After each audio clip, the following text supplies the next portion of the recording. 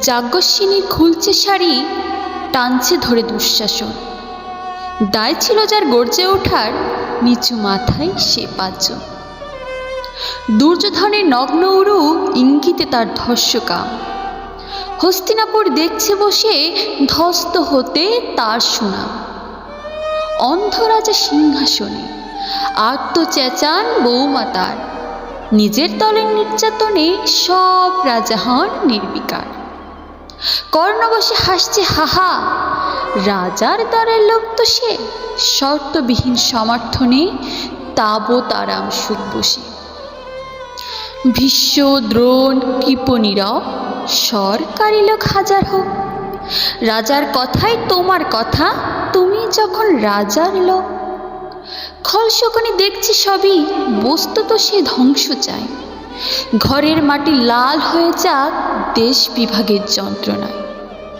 সুশীল সবাই ঘটছে যখন রাজ অপরাধ জঘন্য, ঠিক তখনই তার বিরোধে চেঁচিয়ে ওঠেন বিকর্ণ।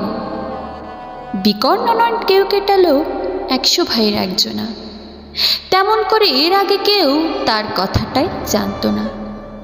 যত গৃহে কারেন্নিরা অন্তত তা নেই লেখা। ভীমকে যখন বিষ খাওয়ালো তখনও তার নেই দেখা।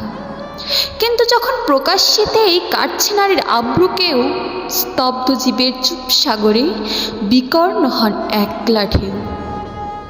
চেঁচিয়ে ওঠেন রাজার কুমার যুবরাজের বিরুদ্ধে। মহাবলী পাণ্ডবেরও তখন গলায় শেষর নেই। রাজাও যখন নীরব থেকে সায় দিয়ে যায় ধর্ষণে, ঠিক তখনই সমস্ত যুগ বিকর্ণদের শর্ষণে। আমরা যারা কিচ্ছুটি নয়, একটি মোটে ভটকেব। অত্যাচারের সামনে এলে সঙ্গী শুধু চোখের জল। পোষ্যভাবে যাবনা চেবায় অন্ধ এবং নিকর্ণ। প্রার্থনা থাক আমরা যেন একবার হই বিকর্ণ। প্রার্থনা থাক আমরা যেন একবার হই বিকর্ণ। মরার আগে হতেই হবে রাজার সবাই বিকর্ণ।